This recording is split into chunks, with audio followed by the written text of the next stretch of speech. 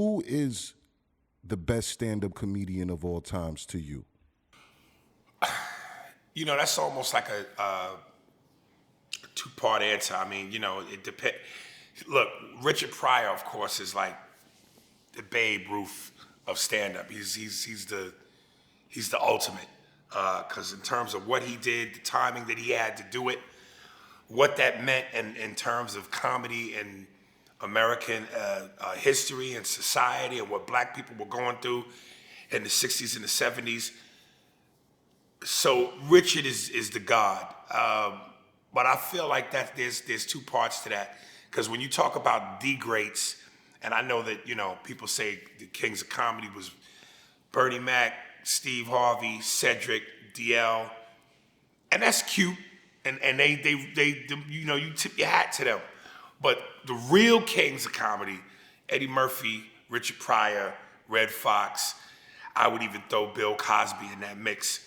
But they're, to me, on the Mount Olympus of comedy greats. There's the GOATs, the what you call it, the Mount Rushmore, and then there's Mount Olympus, the gods that supersede that. And I think Pryor, Murphy, Cosby, and Fox are the Mount Olympus. Now, as far as the Mount Rushmore of today, I say Dave Chappelle is the GOAT.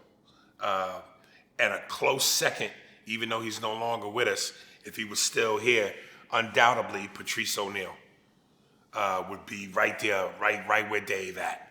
Because Patrice, anybody know anything about Patrice? Patrice was a beast, man. Pure animal. I hear his name all the time when I hear about Animal, stand-up man. comedy. You know, if we put it in rap terms, he would definitely be like Biggie.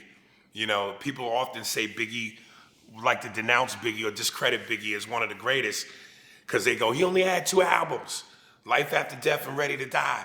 But you could tell from what his skill set was and who he was as a rapper, had he been alive, had he lived, there's no question his body of work would have been up there with whoever people deem your top 5. So, you know, to try to say that because he only had 2 albums because of his untimely demise and discredit him like that, please, you don't have to. If a motherfucker got the goods, you can tell. But Patrice to me was like Biggie. You know what I mean? His life was cut short, but in terms of what he was able to do, his skill set, his stage presence, his ability for truth, his intellect, that motherfucker was a monster, man. Straight up.